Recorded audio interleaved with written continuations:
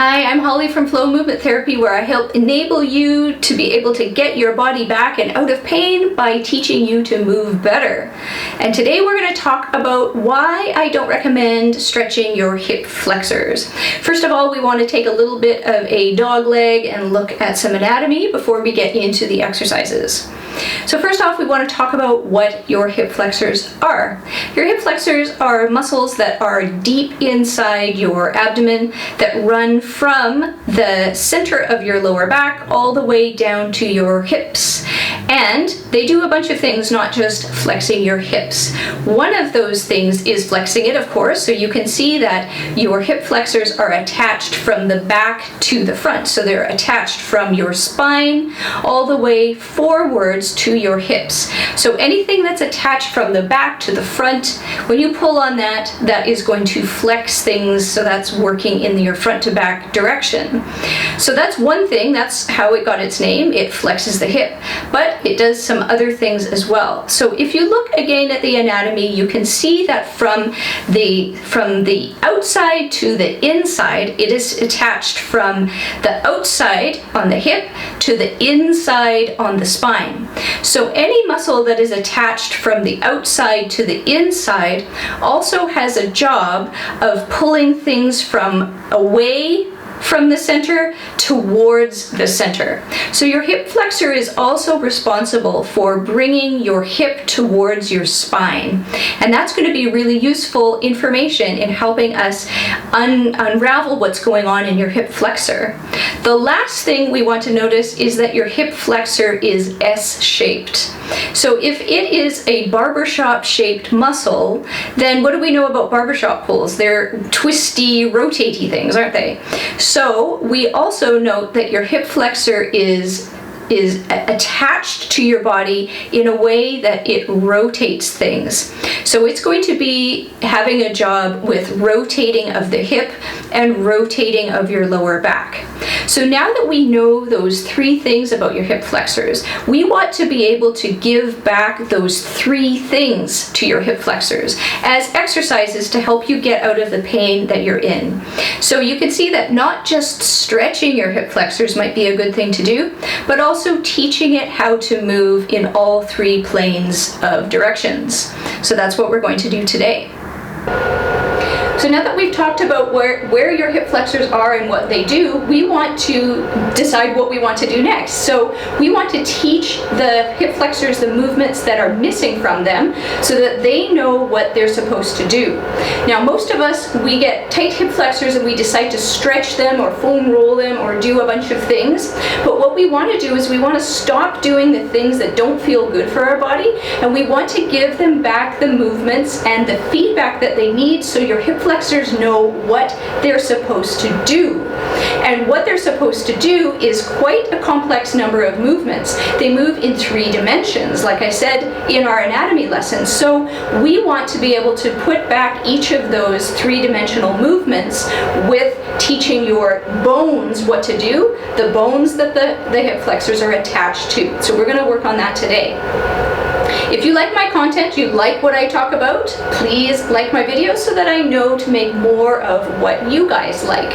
Also, I want you to subscribe so that you don't miss out when I post a new video. And please comment in the comment section below whether this was useful to you, what you learned, and if there's anything else that you want me to teach you about your body and movement and avoiding pain and aches and trouble spots like that. So let's get back to our exercises.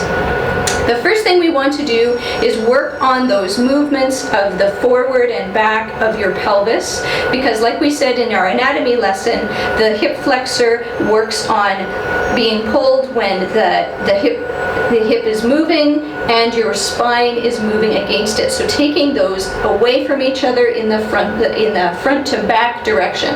So that's just the sagittal plane moving forward and back. We want to be able to get the hip flexor long in that direction. And that's probably the most common way that you've known the hip flexor working. So we're going to start with that one first. So the first thing we're going to do is we're going to set ourselves up so that we have one foot in front of the other, just about the length of a regular step for you.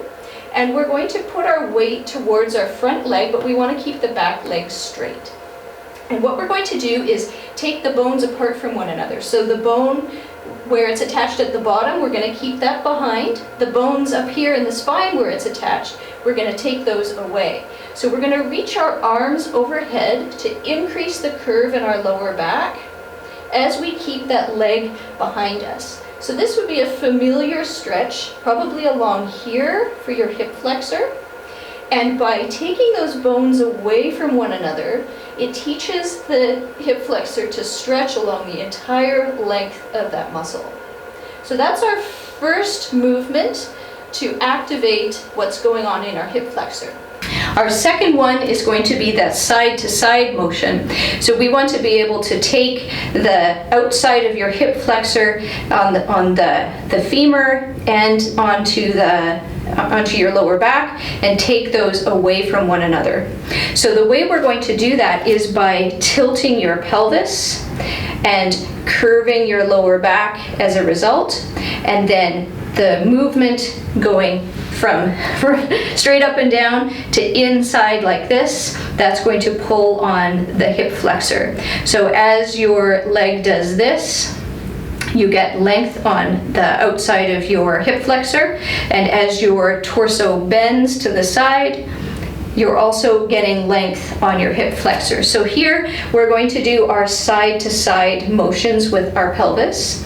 So we want to, as you come forward, we're going to get you to drop on this side.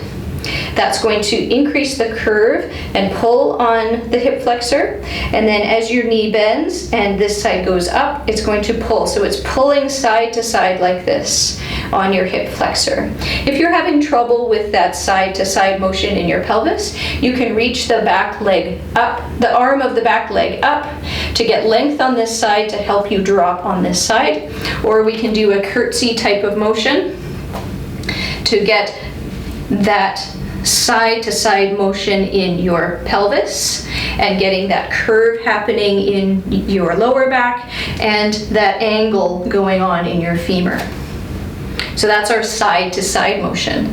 The third one we talked about in the anatomy lesson is that your hip flexor is from here to here is a spiral. So it starts in your back and then it spirals forward to your hip. So there's a distance there of forward to back that is a rotation. So like a barber shop from attaching at your spine and curving around to the outside of your hip. So that barber shop type of motion means your hip flexor is also responsible for rotations like this. So the last thing we want to do is teaching you about the rotation in your hip and your pelvis and your spine. So if your spine stays forward and we rotate your pelvis, it's going to get some barbershop rotation like that in your hip flexor. So in that same position again, we're going to keep your torso facing forward and we're going to rotate your pelvis to face the corner.